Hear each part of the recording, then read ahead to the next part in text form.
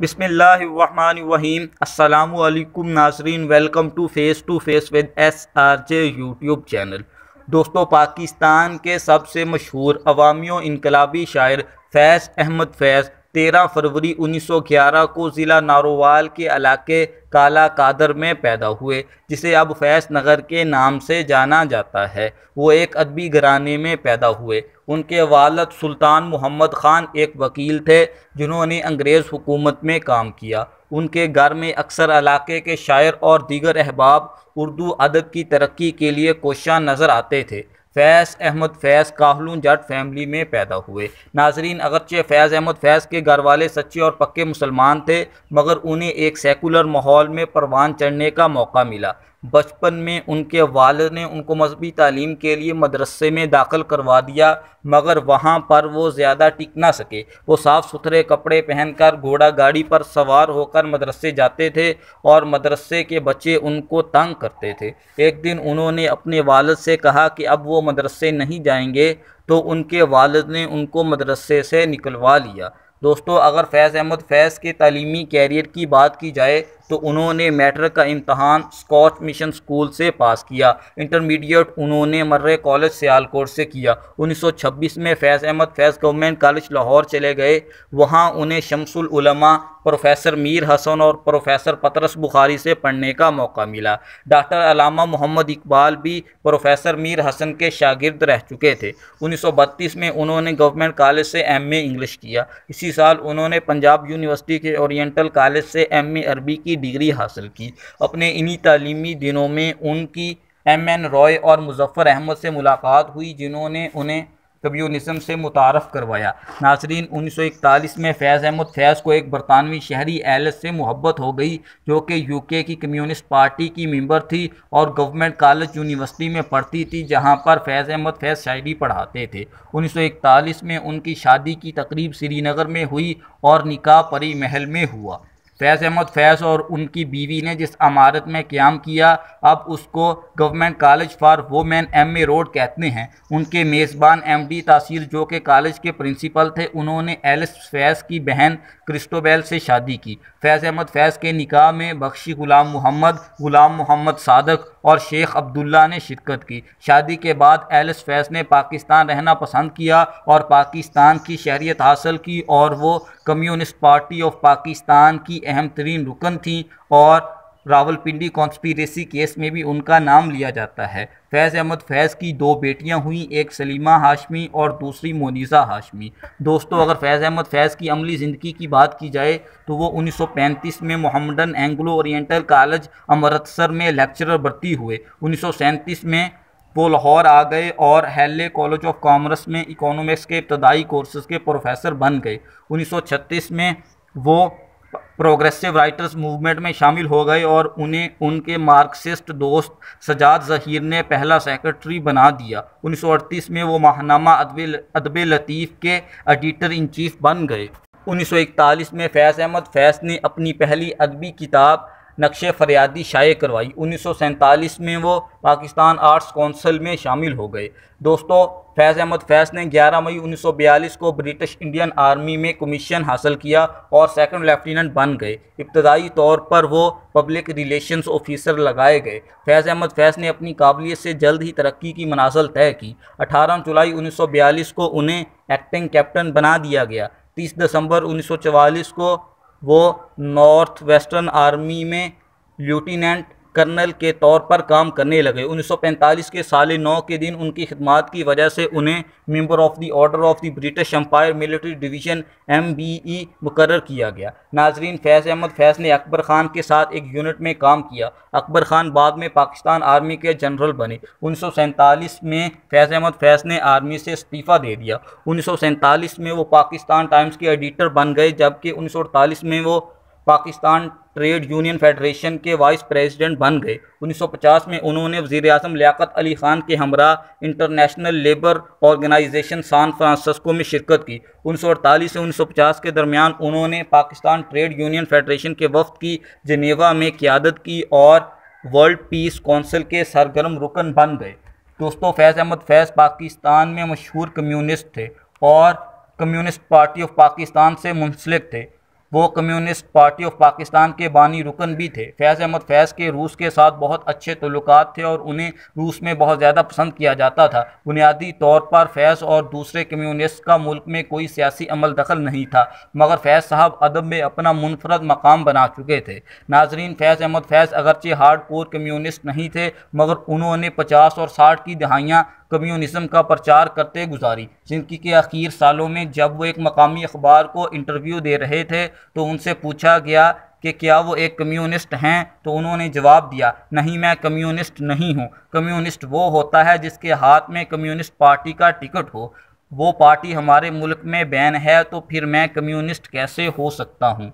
दोस्तों, 1948 में जब लियाकत अली ख़ान की हुकूमत इंडियन एडमिनिस्ट्रेटेड कश्मीर को आज़ाद करवाने में नाकाम हो गई तो इससे पाकिस्तान आर्म्ड फोर्सेस के फ़ौजी रहनुमा बहुत परेशान हो गए। 1950 में वज़ीर-ए-आज़म लियाकत अली ख़ान ने मशकूक हरकतों की वजह से कम्युनिस्ट पार्टी और पाकिस्तान सोशलिस्ट पार्टी पर पाबंदी लगा दी। 23 फरवरी 1951 को Chief of General Staff Major General Akbar Khan के घर एक खुफिया मीटिंग हुई जिसमें फैज़ अहमद फैज़, सजाद ज़हीर और दीगर कम्युनिस्ट्स ने शिरकत की। जनरल अकबर ने फैज़ अहमद फैज़ और सजाद ज़हीर को यकीन दिलाया कि कम्युनिस्ट पार्टी को दूसरी पार्टियों की तरह एक लेजिटिमेट पॉलिटिकल पार्टी के तौर पर काम करने दिया जाएगा और वो इलेक्शंस में भी हिस्सा ले सकेंगे। इस मीटिंग को बाद में रावलपिंडी कॉन्स्पिरेसी केस का नाम दिया गया।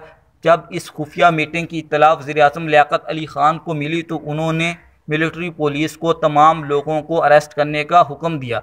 जनरल अकबर ख़ान, फैज़ अहमद फैज़ और दूसरे तमाम लोगों को गिरफ़्तार कर लिया गया। मिलिट्री कोर्ट में ट्रायल के बाद फैज़ अहमद फैज़ को 4 साल कैद की सज़ा सुनाई गई। मशहूर और अहम शख्सियत होने की वजह से उन्हें पहले मोंटगोमरी सेंट्रल जेल और बाद में सेंट्रल प्रिजन कराची और सेंट्रल जेल मियांवाली में कैद रखा गया। सोशलिस्ट रहनुमा हुसैन सोहरवर्दी उनके हमायती थे। 2 अप्रैल 1955 को वज़ीर-ए-आज़म हुसैन सोहरवर्दी ने उनकी सज़ा को ख़त्म कर दिया और वो लंदन चले गए। नाजरीन, 1958 में फैज़ अहमद फैज़ पाकिस्तान वापस आ गए तो सदर पाकिस्तान अस्कंदर मिर्ज़ा ने उन्हें फिर गिरफ़्तार करवा दिया।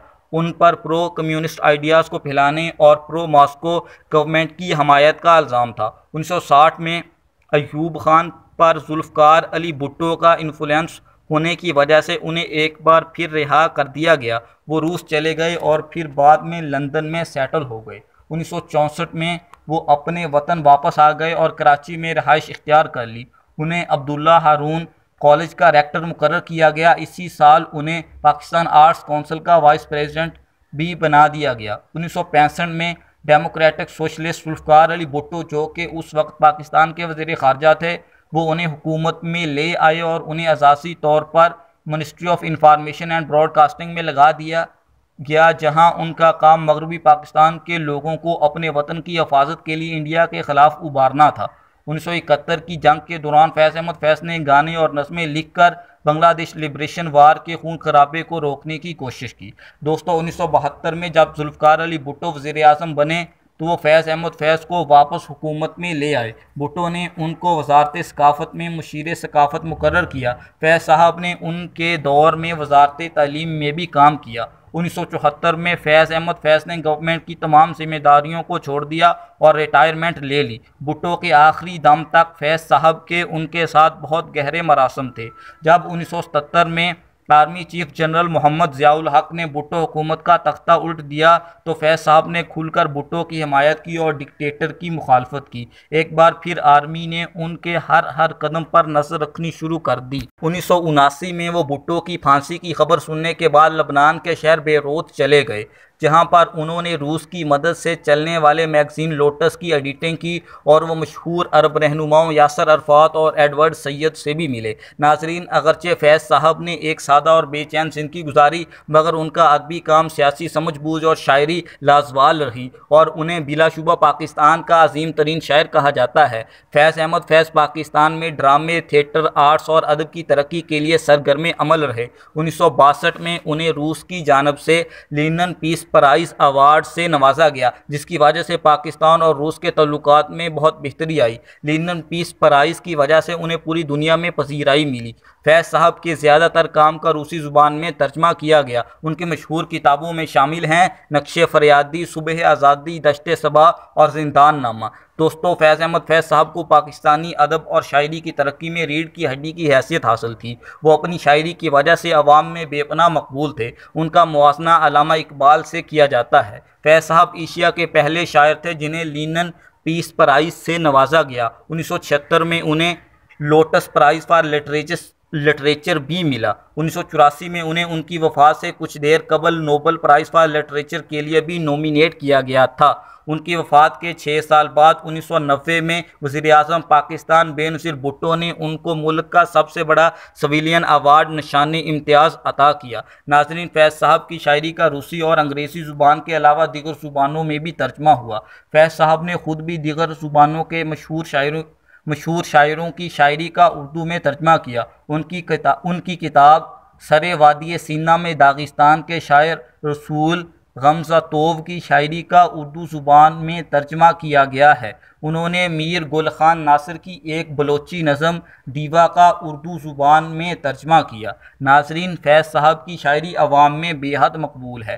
पाकिस्तानी अवाम अक्सर उनकी शायरी पढ़ती और गुनगुनाती पाई जाती है। उन्होंने अपनी शायरी के ज़रिए से हुक्मरानों की गलत पॉलिसियों पर दिल खोल कर तनकीद की। उन्होंने पाकिस्तानी माशरे की तमाम बुराइयों को अपनी शायरी में उजागर किया। उन्होंने अपनी शायरी में कई मौज़ूआत पर खुलकर लबकुशाई की। उनकी शायरी पर कई गाने और ड्रामे बन चुके हैं। दोस्तों, उर्दू अदब का यह अजीम सरमाया नोबल प्राइज़ फॉर लिटरेचर के लिए नॉमिनेट होने के कुछ देर बाद 20 नवंबर 1984 को 73 बरस की उम्र में खालके हकीकी से जा मिला। उनकी याद में फैज़ अदब फेस्टिवल का इनाकाद किया जाता है। वो अपनी शायरी के ज़रिए से आज भी लोगों के दिलों में ज़िंदा हैं। उम्मीद करता हूँ दोस्तों ये वीडियो आपको पसंद आई होगी। अगर ये वीडियो आपको पसंद आई है तो इसे लाइक करें, दोस्तों के साथ शेयर करें और face to face with SRJ YouTube channel को सब्सक्राइब करें। अल्लाह हामी नासर।